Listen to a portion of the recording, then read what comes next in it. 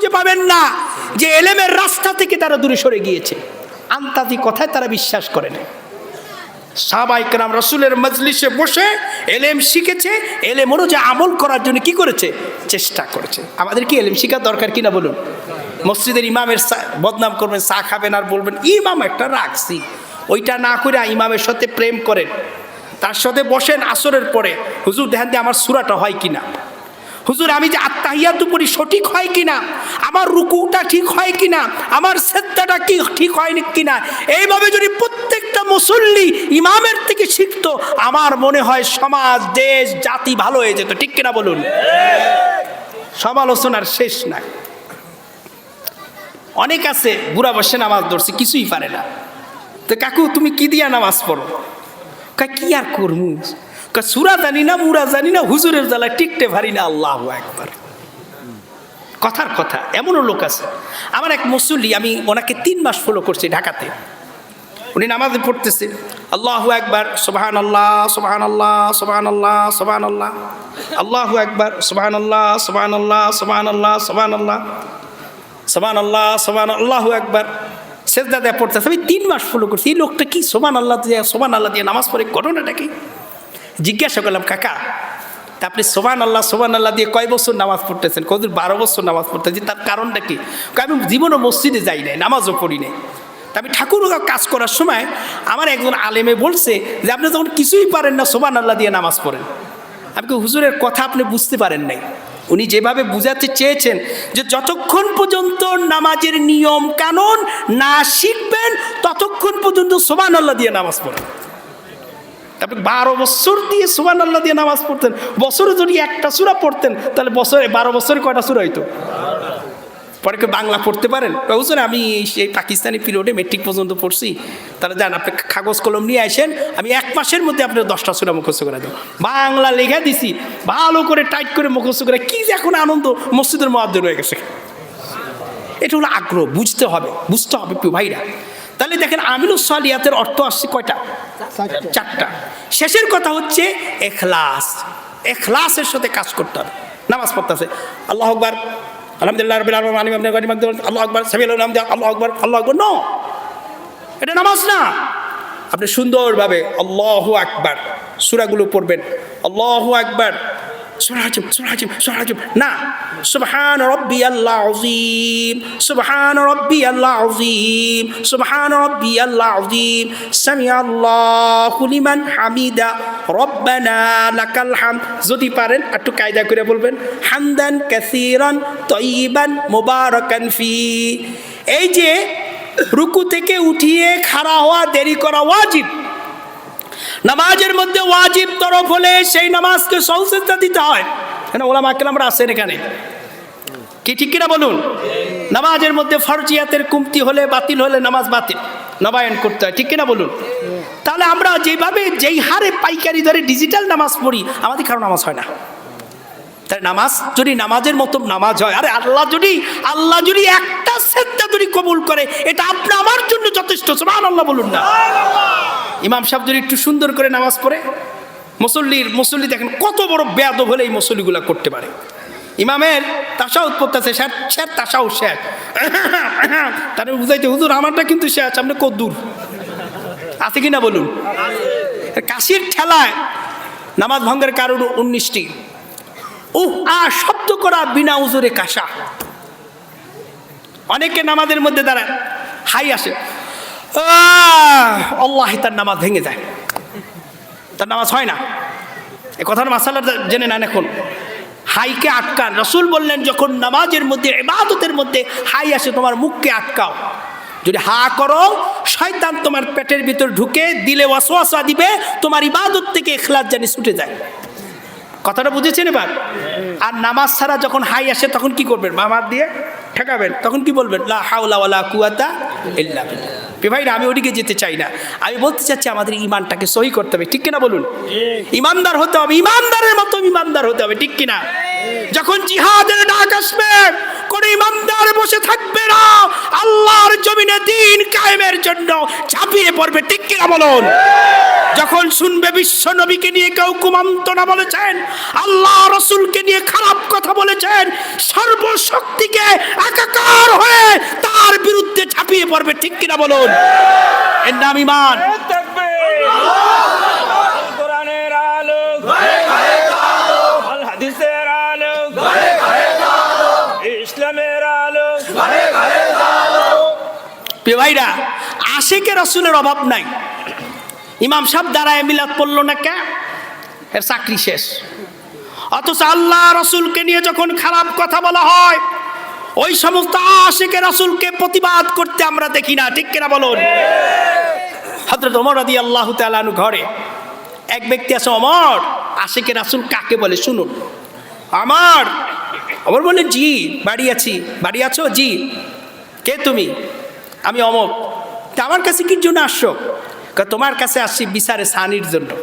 কি জন্য বলুন? দ্বিতীয় বিচারের জন্য। হযরত ওমর বললেন, প্রথম বিচারের জন্য তুমি কার নিকটে গেলা? তিনি বললেন, ওমর আমি একজন মুসলমান, আমি ইসলামের প্রত্যেকটা কাজে আমার অর্থ ব্যয় করি এবং আমি মসজিদে সবার আগে যে নামাজ পড়ি। আমি প্রথম বিচার এর জন্য রাসূলুল্লাহ সাল্লাল্লাহু আলাইহি ওয়াসাল্লামের কাছে গেলাম। আমার আমি ভেবেছিলাম আমি একজন নামাজি, আমি একজন মুত্তাকিন, আল্লাহর নবীজি আমার পক্ষ নিয়ে রায় দিবে, কিন্তু তিনি আমার বিপক্ষে রায় দিলেন। একজন ইহুদির পক্ষে তিনি রায় দিলেন। আমার এটা পছন্দ হলো না, তোমার কাছে আসলাম দ্বিতীয় বিচারের জন্য। হযরত ওমর বললেন, তুমি দাঁড়াও, আমি তোমাকে দ্বিতীয় বিচার করে দিচ্ছি।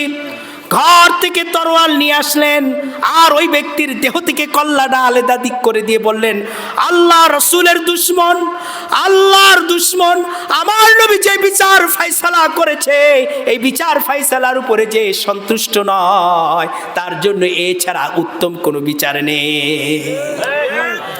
আমরা আশিকে রাসূল বলি, আমার নবী কিনে যখন কটুক তৈরি গরু নদী একটা ছেলে করছিল না, গরু নদীতে কই খবর নাই, ভিডিওতে দেখছে হাতে গোনা কচি লোক। আমাদের সবাই কি বজ্রকণ্ঠ উচিত ছিল না? আমাদের সবাইকে প্রতিবাদ করা উচিত ছিল না? হযরত আনাস রাদিয়াল্লাহু তাআলা আনহু বললেন, রাসূল বললেন, লা ইউমিনু আহাদুকুম হাত্তা আকুনা হাব্বা ইলাইহি মিন ওয়ালিদিহি ওয়া ওয়ালাদিহি ওয়ান নাসি আজমাইন, মুত্তাফাকুন আলাইহি। ইমাম বুখারী, ইমাম মুসলিম হাদিসটি বর্ণনা করেছে যে তোমাদের মধ্যে সেই ব্যক্তি ততক্ষণ পর্যন্ত মুমিন হতে পারবে না, তোমরা ততক্ষণ পর্যন্ত মুমিন হতে পারবে না যতক্ষণ পর্যন্ত আমি নবী মুহাম্মদ সাল্লাল্লাহু আলাইহি ওয়াসাল্লাম তোমাদের জীবন, তোমাদের সন্তান, তোমাদের সন্তানি, দুনিয়ার সমস্ত মানুষের চেয়ে প্রিয় না হব। আল্লাহু আকবার বলেন না? তাহলে রাসূলকে ভালোবাসা উচিত কিনা? আমরা কি ইয়া নবী সালাম আলাইকার মধ্যে আমাকে ভালোবাসার সালাম, কি যে সুর দিলে বয়াতিক মতন কি সুর দেয়, ওইটার মধ্যে সালাম না। আমাদের আকীদা ঠিক করতে হবে। এক কথা মনে রাখতে হবে, হাজির নাজিরের ক্ষেত্রে একমাত্র আল্লাহর জন্য কথা প্রযোজ্য, ঠিক কিনা বলুন? এর ব্যাপারে যদি কেউ ডাউট থাকে তার ঈমান থাকবে না, ঈমান থাকবে না, ঈমান থাকবে না। হাজির নাজির কে? আল্লাহ। একটু জোরে কণ্ঠকে ছেড়ে বলুন, হাজির নাজির কে? আল্লাহ। হাজির নাজির কে? আল্লাহ। বিশ্বাস করেন রাসূল মাখলুক, সৃষ্টি। রাসূল নিজে বলছেন, উনি মজলিসের মধ্যে বসলেন, সাহাবায়ে কেরাম ঘেরাও দিয়া, বুখারীর হাদিস। আল্লাহর হাবিব উঠে গেলেন, সাহাবীরা উঠে গেলেন। নবীজি ঘর থেকে আসার পরে দেখতেছেন সাহাবীরা দাঁড়ায় আছে। নবীজি বললেন, তোমরা কতক্ষণ ধরে দাঁড়িয়ে আছো? ইয়া রাসূলুল্লাহ, আপনি যতক্ষণ পর্যন্ত আমাদের মাঝ থেকে বিদায় নিয়েছেন ততক্ষণ পর্যন্ত দাঁড়িয়েছেন। হুজুর বলে, লা তুতরানি কামা আতরাতিন নাসারা ইবনে মারইয়াম ফাকালা আনা আব্দুল্লাহ ওয়া আব্দুর রাসূল। খবরদার আমারে নিয়ে বেশি মাখামাখি করো না। দেখো না, খ্রিস্টানরা মরিয়াম আলাইহিস সালামকে আল্লাহর বউ বানাইছে আর ঈসা আলাইহিস সালামকে আল্লাহর পুত্র বানাইছে। বলে নাউযুবিল্লাহ। বড় বড় আমি আব্দুল্লাহ, আব্দুল্লাহ মানে আল্লাহর গোলাম, তার রাসূল, এছাড়া বেশি কিছু আমার পরিচয় না। সুবহানাল্লাহ বলুন না? নবীজি বলছেন, আমার প্রতি যারা দুরূদ পড়ে, তিনি বলছেন, ইন্না লিল্লাহি মালাইকাতা ফিল আরদি ইউবাল্লিগুনা সাইয়াহুনা ফিল আরদি, ইন্না লিল্লাহি মালাইকাতা সাইয়াহুনা ফিল আরদি ইউবাল্লিগুনা আন উম্মাতিস সালাম। আল্লাহ নবীজি বলেন একদল ফেরেশতা জমিনে পরিভ্রমণ করে, আমার উম্মতেরা পৃথিবীর যেই প্রান্তে দুরূদ পড়ে সেই দুরূদগুলো আমার রওজায় এসে দিয়ে যায়। সুবহানাল্লাহ বলুন না। আকীদা ঠিক রাখতে হবে, ঈমান ঠিক রাখতে। এই ঈমানদারদেরকে এখন আল্লাহ বলতেছেন ওয়াত্তাকুল্লাহা হাক্কা তুকাতিহি, ওই ঈমানদাররা তোমরা তোমাদের রবকে ভয় করো। ইত্তাকুল্লাহ এটি আরবি শব্দ। ইত্তাকু মানে হলো ভয় করা, সতর্ক হওয়া, বেঁচে থাকা। মূল কথা হলো আল্লাহর ভয়ে গুনাহ নাফরমানি সমস্ত কর্মকাণ্ড থেকে বেঁচে থাকার নাম হচ্ছে তাকওয়া। হযরত ওমর রাদিয়াল্লাহু তাআলা আনহু আবু উবাইদা রাদিয়াল্লাহু তাআলা আনহুকে বলতেছেন, ভাই তাকওয়া কাকে বলে? আবু উবাইদা রাদিয়াল্লাহু তাআলা আনহু বলেন, আমিরুল মুমিনিন, আপনি কি কখনো কাঁটাওয়ালা ঘাসের মধ্যে হেঁটেছেন কিনা? হযরত ওমর বললেন, হ্যাঁ, কাঁটাওয়ালা ঘাসের মধ্যে আমি হেঁটেছি। আবু উবাইদা রাদিয়াল্লাহু তাআলা আনহু বলেন, আমিরুল মুমিনিন, তখন জামাগুলো কিভাবে সতর্ক করেন? কাঁটাওয়ালা ঘাসের ভিতরে যখন হাঁটেন খুব সতর্ক অবলম্বন করে হাঁটেন, যেন এই কাঁটাগুলো নিজের জামার ভিতরে যাতে না ঢুকে যায়।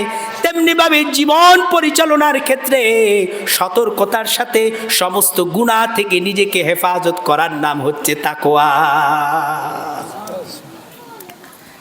সুরমা দিলাম, আতর দিলাম, বিশাল বড় জুব্বা, দাড়ি, পাগড়ি লাগাইলাম, এইটাকে তাকওয়া বলা হয় না।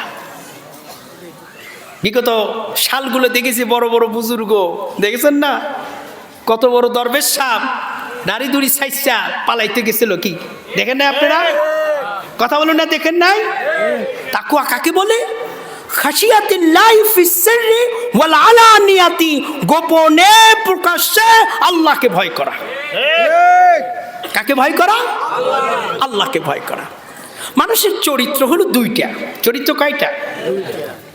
একটা হচ্ছে পাবলিক ক্যারেক্টার, জনগণকে দেখার জন্য খুব ভালো, মানে জনগণের প্রিয় হওয়ার জন্য এই পার্সোনাল, যেটা পাবলিক চোখে দেখানোর জন্য যে চরিত্র, ওটা দেখায়। দেখেন না, নেতারা দেখায় না? একেবারে দেখবেন ভোটের আগে মনে হয় নেতার কলিজ একেবারে জনগণকে দিয়ে দেয়, ঠিক কিনা বলুন? বলে, ভাই আমাকে যদি পাশ করান আমি এলাকার উন্নতি করব। কি করব? রাস্তা কাইটা খাল বানাবো, আর খাল কাইটা রাস্তা বানাবো। কি যে আন্তরিকতা! আমরা বলি, ভাই কত বড় মাপের লোক, মাটি কাটে, এই লোককে বুকের মধ্যে টাইন না নেয়।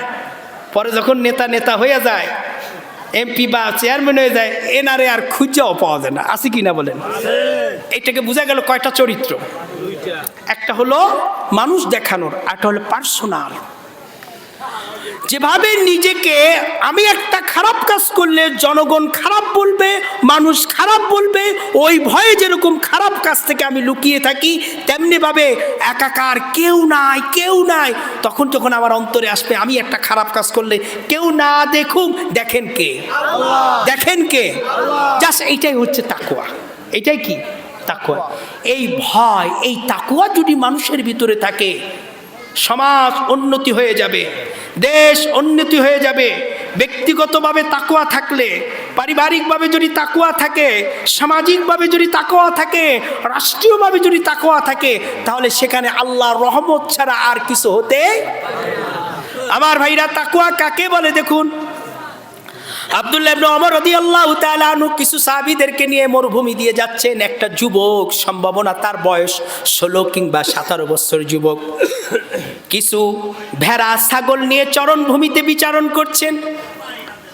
আব্দুল্লাহ ইবনে ওমর রাদিয়াল্লাহু তাআলা আনহু ওই যুবককে ডেকে বলতেছেন, ও যুবক, এদিকে আসো। যুবকটি আসলেন, বললেন, দেখো এই ভেড়াগুলো ছাগলগুলো কার? যুবকটি বলেন, আমি এই ভেড়া ছাগলগুলোকে এই চরণভূমিতে বিচারণ করি, এটার মালিক আমি নয়। আব্দুল্লাহ ইবনে ওমর যুবকটাকে বললেন, দেখো আমরা মুসাফিররা বড় ক্ষুধার্ত, আমাদের প্রচন্ড ক্ষুধা লেগেছে, মেহেরবানি করে যদি তুমি আমাদের একটু খাবারের ব্যবস্থা করো, তোমার এই ছাগির দুধগুলো দহন করে যদি আমাদেরকে খাওয়াও, আমাদের পেটের ক্ষুধা নিবারণ হবে। যুবকটি কিছুক্ষণ চিন্তা করে বললেন, আমার খাওয়াতে আপত্তি নাই, কিন্তু আমার মালিকের কোনো অনুমতি নাই। আমার মালিক যদি অনুমতি দিতেন, কোনো পথিক, কোনো ক্ষুধার্ত ব্যক্তি যদি তোমার কাছে আবেদন করে আমার এই ছাগির দুধ খাবে, তাদেরকে দুধ দহন করে খাওয়াবে, কিন্তু এই ধরনের অনুমতি আমি পাই নাই। আব্দুল্লাহ ইবনে ওমর রাদিয়াল্লাহু তাআলা একটু কায়দা করলেন, কায়দা করে বলতেছেন, শুনো, তোমার এই ছাগলের পালের ভিতরে যদি একটা ছাগল জবাহ দাও, এটার গোস্ত বানাই, আমিও খাই, তোমরাও খাও, বিনিময়ে তোমাকে ভালো কিছু অঙ্ক দিব, ভালো কিছু টাকা দিব। এবার যুবকটি বললেন, আপনি ভালো একটি প্রস্তাব দিয়েছেন। আমি যদি এই বকরির পাল থেকে একটা বকরি জবাহ করি, তার গোস্তগুলো যদি সুন্দর করে বানাই, এটা সবাই মিলে খেলাম, উপভোগ করলাম, তারপর আপনি আমাকে কিছু টাকা দিলেন। সন্ধ্যাবেলা যখন আমি আমার এই বকরিগুলো নিয়ে যাব, আমার মালিক এক এক এক করে গুনবে, গুনার পরে যখন দেখবে একটা বকরি কম, তখন আমি আমার মালিকের কাছে কি জবাব দিব? আব্দুল্লাহ ইবনে ওমর খুব কায়দা শিখাই দিলেন, তোমার মালিক যখন গুনে দেখবে একটা ছাগি কম, একটা ছাগল কম, তখন তুমি তোমার মালিকরে এই জবাব দিবে, আমি যখন এই ছাগলের পাল নিয়ে বাড়ির দিকে যাচ্ছিলাম, হঠাৎ করে এই পাল থেকে একটি ছাগল বের হয়ে গেলেন, একা থাকার কারণে একটা নেকড়ে এসে তাকে ধরে নিয়ে গেলেন। যুবকটি এই কথা শোনার সাথে সাথে বলে, আইনাল্লাহ, আইনাল্লাহ, আইনাল্লাহ। তিনি তাকে বললেন, আপনি আমাকে চমৎকার একটি কথা বললেন, আমি যদি আমার মালিকরে সুন্দর করে যদি বুঝাইয়া বলি যে আমার এই বকরির পালের ভিতরে একটি ছাগল বের হয়ে গিয়েছে, আর ওই ছাগল একা যাওয়ার কারণে একটা নেকড়ে এসে তাকে খেয়ে ফেলেছে, আমার মালিক ঠিক এটা বিশ্বাস করবেন। কিন্তু মালিকের মালিক, আমার মালিক, আপনার মালিক, সাত আসমান জমিনের মালিক আল্লাহ রব্বুল আলামিন কোথায়? আব্দুল্লাহ ইবনে ওমর রাদিয়াল্লাহু তাআলা আনহু যুবকটির এই কথা শুনে তিনি বেহুশ হয়ে গেলেন। হুশ ফিরে যুবকটাকে জাবরাইয়া ধরলেন, ও যুবক, তোমার মতো যুবকেরা যদি এইভাবে আল্লাহকে ভয় পায়, তোমার মতো যুবকেরা যদি আল্লাহর ভয়ে আমানতের খেয়ানত না করে, তোমার মতো যুবকেরা যদি আল্লাহর ভয়ে নিজের জীবনকে সুন্দর করে, আমার রব সেই দেশে, সেই সমাজে তার রহমত না পাঠাইয়া পারে না। এর নাম হলো তাকওয়া। আমরা আল্লাহকে ভয় করি, কত মিথ্যা কথা বলি, মিথ্যা সাক্ষী দিই, আমানতের খেয়ানত করি, মানুষকে ঠকাই। একজন মুত্তাকিন ব্যক্তি এই আমলটা তার ভিতর থাকতে পারে? থাকতে পারে? কত ব্যবসায়ী তাকে ঠকায়, আছে কিনা বলুন? পচা মাল দিয়ে কয় এক নম্বর মাল, আছে কিনা বলুন? হুজুর বলছে, লা দরারা ওয়ালা দিরারা, কোন মুমিন মুমিনকে ঠকাইতে পারে না। আল্লাহু আকবার বলেন। এগুলো তাকওয়া। প্রিয় ভাইরা, আল্লাহর ভয়। এই যে তাকওয়ার মাস আসতেছে, রমাদান মাস, কি মাস বলুন তো? এই রমাদান মাস একটি মাস প্রশিক্ষণ, তাকওয়ার প্রশিক্ষণ। আমি এটাকে বলি ট্রেনিং মান্থ, প্রশিক্ষণের মাস। আমরা দেখি রমজান মাস, প্রত্যেকটা মানুষের মধ্যে তাকওয়া। মানুষ খাবারের হরেক রকমের খাবার থাকা সত্ত্বেও সে কি করে না? খাবারের দিকে যায় না। কাকে ভয় পায়? আল্লাহকে ভয় করে। শুধু পুরুষের জন্য নয়, নারীদের মধ্যে থাকতে হবে। ও মারা, ও আমার মারা, কলিজার মারা, আপনারাই হচ্ছেন, যদি তাকওয়াবান হতে পারেন, আপনার সন্তানের কাছে, আপনার স্বামীর কাছে, আপনার বাবার কাছে একজন আদর্শ মেয়ে হিসাবে নিজে প্রচার করতে পারবেন। তাকওয়াবান হতে হবে প্রিয় ভাইরা। শুধু তাই না, দেখুন হযরত ওমর রাদিয়াল্লাহু তাআলা আনহু একটি আইন করে দিলেন তার সময়, যারা দুধের ভিতরে পানি মিশাবে যদি ধরা পড়া যায়, তাদেরকে দৃষ্টান্তমূলক শাস্তি দেওয়া হবে। দুধে পানি মিশালে একেবারে কঠোর আইন জারি করে দিয়েছেন।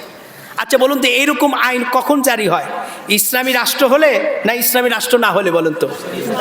তাহলে আমাদেরকে একটা ইসলামী রাষ্ট্র দরকার কিনা বলুন? দরকার কিনা? আমি যদি হাজারো বার ওয়াজ করি, সারা দুনিয়ার ওলামা কেরাম যদি হাজারো বার ওয়াজ করে, সমস্ত জাতিগুলোকে মসজিদমুখী করতে পারবে না। যদি ইসলামী রাষ্ট্র হয়ে যায়, আর সেখানে যদি বলে মাননীয় স্পিকার আজকের এই সংসদ থেকে এই আইন জারি করে দেন, যখন আজান হয়ে যায় প্রাপ্ত কোনো যুবক এবং সমস্ত মুসলমানরা যেন মসজিদমুখী হয়, যদি তারা নামাজ না পড়ে তাদের দৃষ্টান্তমূলক শাস্তি দেওয়া হবে। তাহলে বলেন তো সমাজে কি মসজিদ আরো প্রতিষ্ঠিত হবে কিনা বলুন? হবে কিনা বলুন? আমরা ওইরকম একটা স্বপ্ন দেখি কিনা বলুন? দেখি কিনা বলুন? আমাদেরকে করতে হবে। আমরা চাই আমাদের যারা চেয়ারম্যান হোক, মেম্বার হোক, আল্লাহওয়ালা হোক, এরা আমাদের জন্য কাজ করুক। প্রিয় ভাইরা দেখুন, সেই ওমর রাদিয়াল্লাহু তাআলা আনহু আইন জারি করে দিলেন, দুধের মধ্যে কি দেবা না? পানি দেবা না। হযরত ওমর রাদিয়াল্লাহু তাআলা আনহু তিনি করলেন, রাতের বেলা তার অভ্যাস ছিল রাতে তিনি ঘুমাতেন না, প্রজাদের সুখ দুঃখগুলো জানার জন্য হেঁটে হেঁটে দেখতেন। হঠাৎ করে দেখতেছেন মরুভূমির মধ্যে একটা ছোট্ট ঘর, বাতি জ্বলতেছে, ছোট্ট একটা বাতি। হযরত ওমর আস্তে আস্তে গেলেন, যা দেখতেছেন একজন যুবতী নারী আর একজন বৃদ্ধ মহিলা কথোপকথন করতেছে। বৃদ্ধ মহিলা তার মেয়েকে ডেকে বলতেছেন, শোনো, আমি তো আজকে উটনির দুধ দহন করেছি, দুধ তো কাঙ্ক্ষিত দুধ হয় না, তুমি এক কাজ করো, দুধে পানি মিশাই দাও। মেয়ে বললেন, মা, আমিরুল মুমিনিন আইন জারি করে দিয়েছেন, দুধের ভিতরে যদি পানি মিশানো হয় তাহলে তিনি দৃষ্টান্তমূলক শাস্তি দিবেন। বৃদ্ধ মহিলা বললেন, দেখো মা, এত রাত্রে তুমি যদি দুধের মধ্যে পানি মিশাই দাও, আমিরুল মুমিনিন এসে এই দৃশ্যটা দেখবে না। যুবতী বলেন, মা, আপনার কথা আলবৎ সুন্দর, আপনি সুন্দর চমৎকার কথা বলেছেন। এই রাতের ভিতরে যদি দুধের ভিতরে পানি মিশিয়ে দিই, আমিরুল মুমিনিন ঠিকই দেখবে না। আমার আল্লাহ, আপনার আল্লাহ, আমিরুল মুমিনিনের আল্লাহ, তামাম পৃথিবীর মহান স্রষ্টা আল্লাহ রব্বুল আলামিন তো তা দেখছেন। অতএব আল্লাহর ইলমের বাইরে আমরা যেতে পারবো না। মা এবং বেটির দুইজন কথা শোনার পর হযরত ওমর রাদিয়াল্লাহু তাআলা আনহু ফজরের পরে সেনাবাহিনী পাঠালেন। কি পাঠালেন? সেনাবাহিনী করলেন কি, এই বুড়িরে আর যুবতীরে অ্যারেস্ট করে নিয়ে আসলেন। আমিরুল মুমিনিন তার সিংহাসনে বসলেন। এবার বলতেছেন যে, তোমরা মা বেটি গতকাল রাত্রি কি কথা বলছো? বিদ্যা নারী চোখের অশ্রু ফেলে বলতেছে, আমিরুল মুমিনিন, আপনার কাছে আমি ক্ষমা চাই, মাপ চাই। আমি অত্যন্ত গরিব মানুষ, আমার এই উটনি, এই দুধ দিয়ে আমার সংসার পরিচালিত হয়। আমিরুল মুমিনিন, গতকাল আমার এই উটনি দুধ অল্প দিয়েছে, তাই আমি আমার মেয়েকে অর্ডার দিয়েছি এই দুধের মধ্যে পানি দিয়ে দুধকে বাড়ানোর জন্য। আমিরুল মুমিনিন বললেন, তোমার মেয়ের কথাও আমি শুনেছি, আমি আল্লাহর কাছে শুকরিয়া করি, প্রাণ করে শুকরিয়া করি, আল্লাহ তাআলা তোমাকে এমন একটি চমৎকার মেয়ে দিয়েছে যে মেয়ের অন্তরের ভিতরে আল্লাহর প্রেম, আল্লাহর ভালোবাসা, আল্লাহর মহব্বত, আল্লাহ ছাড়া সে কাউকে ভয় পায় না। এবার বৃদ্ধ নারী চোখের পানি ছেড়ে দিয়ে বলছে, আমিরুল মুমিনিন, এবারের জন্য আমারে ক্ষমা করে দেন। হযরত ওমর বললেন, তোমাকে আমি ক্ষমা করব না, তোমাকে আমি অবশ্যই শাস্তি দিব।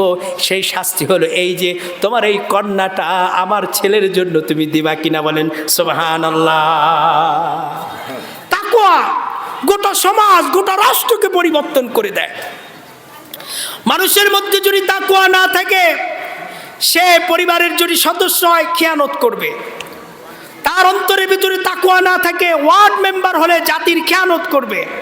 তার অন্তরের ভিতরে তাকওয়া না থাকে, চেয়ারম্যান হলে সেই ইউনিয়নের জনগণের আমানতের খেয়ানত করবে। ঠিক কিনা বলুন? অন্তরের ভিতরে যদি তাকওয়া না থাকে, যদি সে জনগণের এমপি হয়, খেয়ানত করবে। ঠিক কিনা বলুন? অন্তরের মধ্যে যদি তাকওয়া না থাকে, যদি জনগণের মন্ত্রী হয়, সে খেয়ানত করবে কিনা বলুন?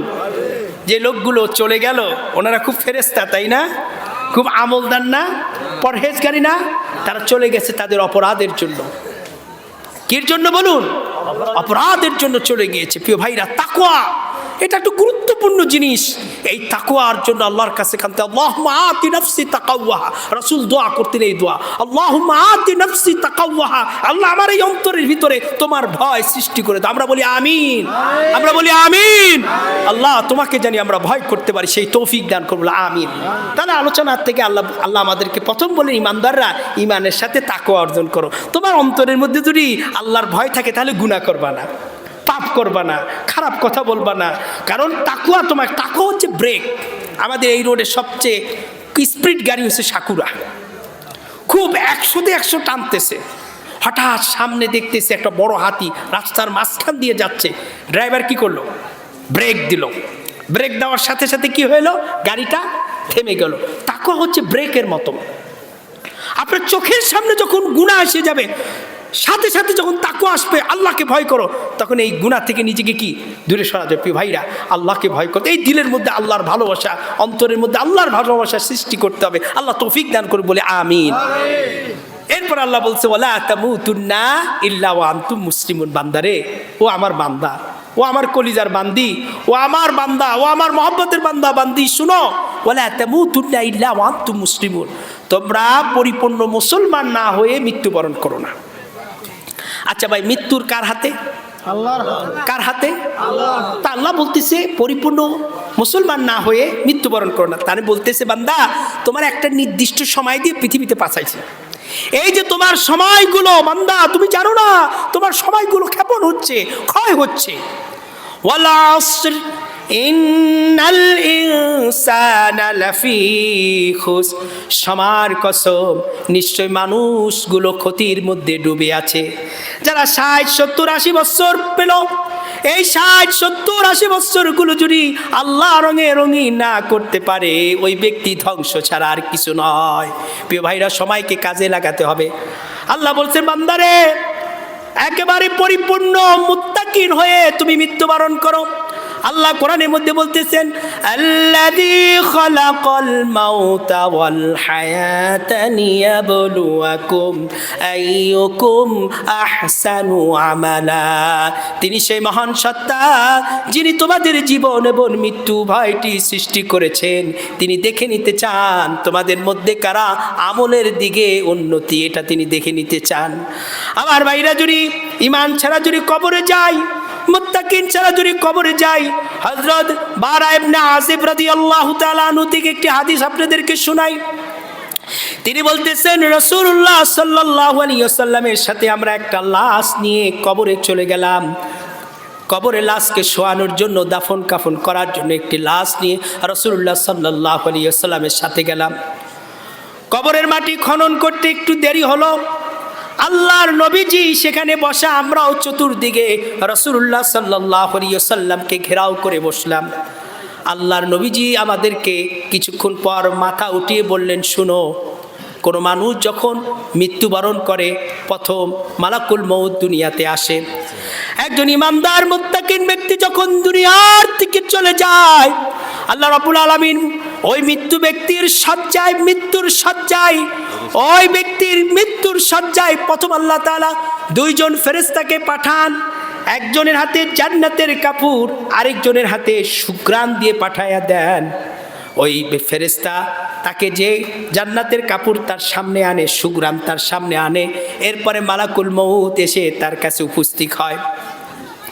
নবীজি বললেন, ইমানদার মুত্তাকিন যখন জান প্রাণ বের হয়ে যায়, ওই মুহূর্তে ফেরেশতা তাকে সান্ত্বনা দিয়ে বলতেছেন, ইন্নাল্লাযীনা ক্বালু রাব্বুনাল্লাহ সুম্মা ইসতাকামু তাতানাজ্জালু আলাইহিমুল মালাইকা আল্লা তাখাফু ওয়া লা তাহজানু ওয়া আবশিরু বিল জান্নাতিল্লাতী কুনতুম তুআদুন। নিশ্চয়ই যারা ঈমানের পথে ইস্তেকামত, এই ব্যক্তি যখন মৃত্যুর শয্যায়, ফেরেশতা এসে বলে, ও আল্লাহর বান্দা, তোমাদের কোনো ভয় নাই, দুশ্চিন্তা নাই, তোমরা যে ঈমানের পথে ছিলা, ভালো পথে ছিলা, এই জন্য তোমাদেরকে ওই জান্নাতের সুসংবাদ দিচ্ছি, যে জান্নাতের প্রতিশ্রুতি আল্লাহ রব্বুল আলামিন তোমাদেরকে দিয়েছে। বলেন সুবহানাল্লাহ।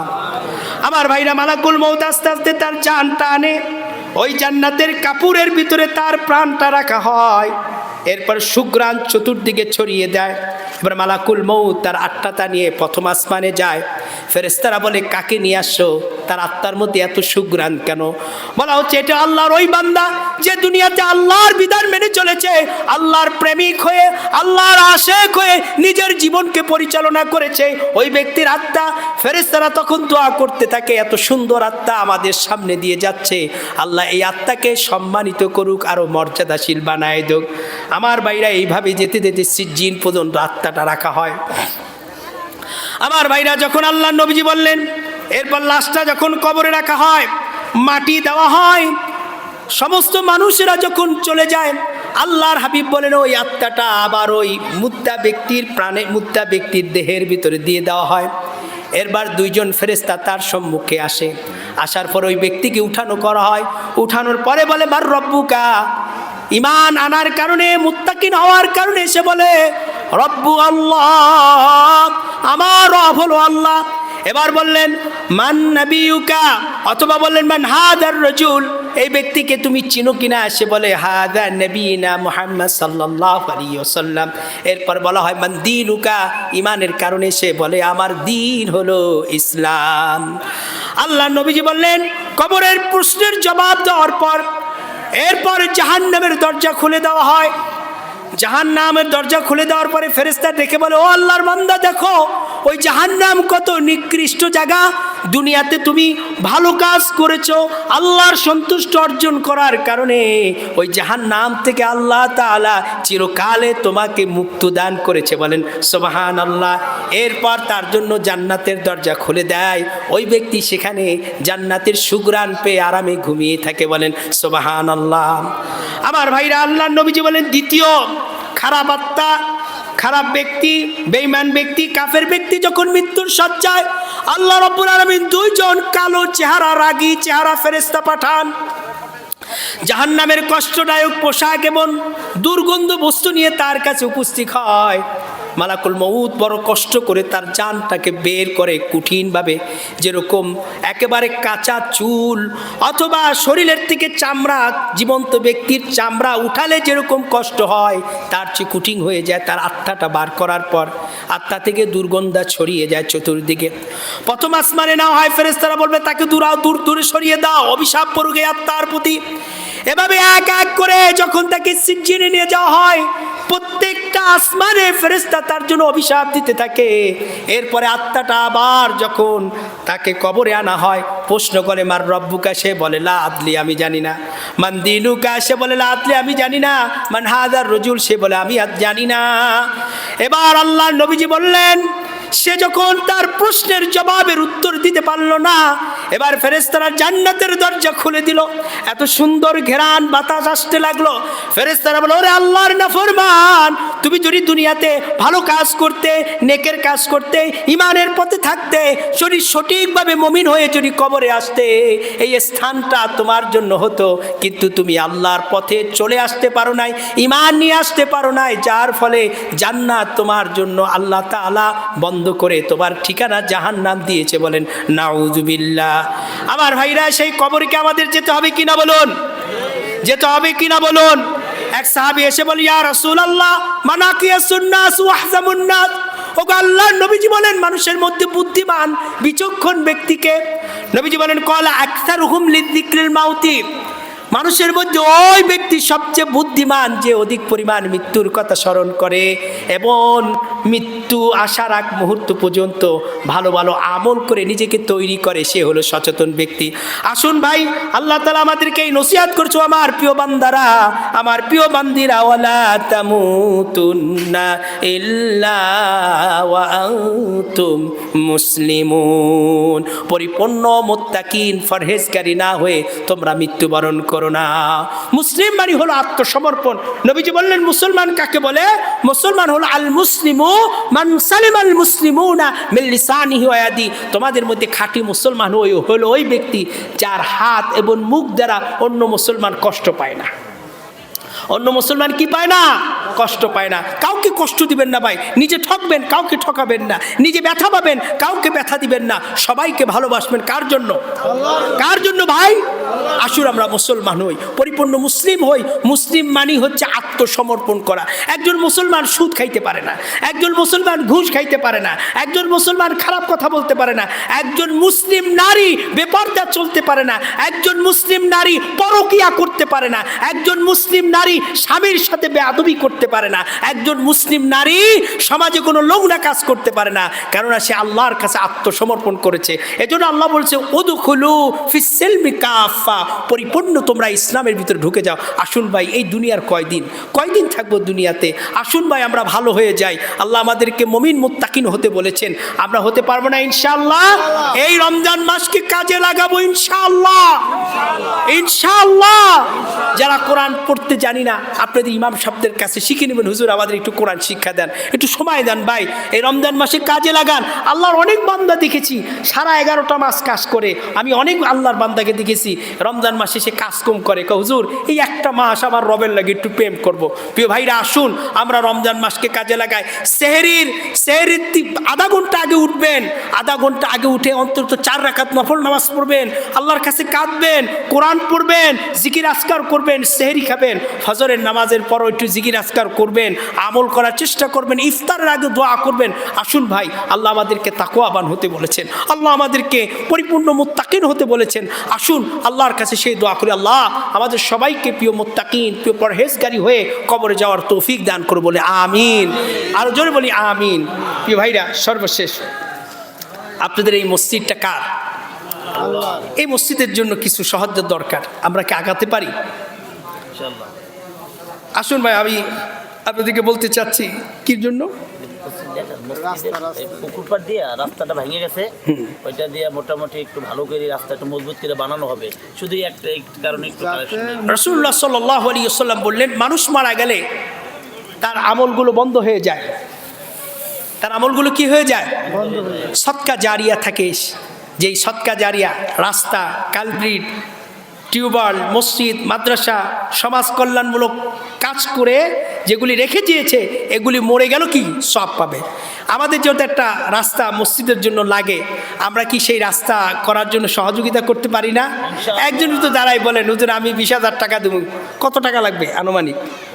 আনুমানিক প্রায় 3.5 লাখ। 3.5 লাখ টাকা, মাশাআল্লাহ। একটু বলেন না হুজুর আমি দেবো, কে কে আছেন একটু বিসমিল্লাহ করে বলেন। এক কবি বলেছেন যে, দিয়া ধন দেখি মন কাইরা নিতে কতক্ষণ, দিয়া ধন দেখি মন কাইরা নিতে কতক্ষণ, আমি আল্লাহ ধন দিয়া ধনী বানাইলাম, কত ধনী কানে ধইরা পথে বসাইলাম। ঠিক কিনা বলুন? এই সম্পদ হলো 3টা। রাসূল বলেন সম্পদ 3টা, যা তুমি খাইলা, যা তুমি দান করলা, যা তুমি পড়লা, এগুলি সম্পদ। আর বাকিগুলো কি সম্পদ না। এজন্য যারা আছেন একটু দান করুন ভাই। কে আছেন? হুজুর আমি 50,000 টাকা দেবো, এরকম কেউ আছেন? একটু বলেন না। আমি জানি এই এলাকায় ভালো দানবীর ব্যক্তি আছেন, অর্থশালী ব্যক্তি আছেন। হ্যাঁ, কেউ নাই? 50 বেশি হয়ে যায়? 50 অথবা 5 জন 10,000 করে দাঁড়ান, 5 জন ব্যক্তি। জালালউদ্দিন খান 10,000 টাকা। আল্লাহ কবুল করুক বলি আমিন। তার সম্পদে বরকত দান করুক বলি আমিন। মাহফিলের প্রধান অতিথি, আমাদের আমাদের মাহফিলের প্রধান অতিথি জনাব মোহাম্মদ জালালউদ্দিন খান সাহেব 10,000 টাকা দেওয়ার ওয়াদা করেছে, আল্লাহ কবুল করুক বলি আমিন। আর কে আছেন ভাই? রাত গভীর হয়ে যাচ্ছে, আমরা আর গভীরে যাব না, উঠেন না ভাই। 10,000 টাকা করে আসেন, 10,000 টাকা। 30 জন লোক 10,000 টাকা উঠলে আমাদের রাস্তা হয়ে যায়, তাই না? এবার যদি আমরা 5,000 টাকা করে যদি 60 জন লোক হলে তো আমাদের হয়ে যায় নাকি? দেন না ভাই, আল্লাহ সম্পদ দেন। আপনার একটা কঠিন রোগ হইলে 10,000 টাকা যে কোনো জায়গাতেই নিতেন না? আল্লাহ রাস্তা দান করবেন, সদকা জারিয়া। এই রাস্তা দিয়ে যতগুলো মানুষ হেঁটে হেঁটে মসজিদে আসবে, আপনার অর্থ দিয়ে করা এই রাস্তা আপনি কবরে গেল কিয়ামত পর্যন্ত সেই সব পাবেন। সুবহানাল্লাহ। দেন। মসজিদের সভাপতি শেখ আব্দুল বাতেন খান 10,000 টাকা। আলহামদুলিল্লাহ বলি, এই মসজিদের সভাপতি জনাব আলহাজ আব্দুল বাতেন খান 10,000 টাকা দেবে, আল্লাহ কবুল করুক বলে আমিন। তার দানকে আল্লাহ কবুল করুক বলি আমিন। আর কে আছেন? হাত উঠেছে দিকে কেউ? 10,000 টাকায় 20,000 টাকা হয়ে গেছে, 2,80,000 টাকা দরকার। 3.5 লাখ। 3.5 লাখ, তার মানে এখনো 3,30,000 টাকা দরকার।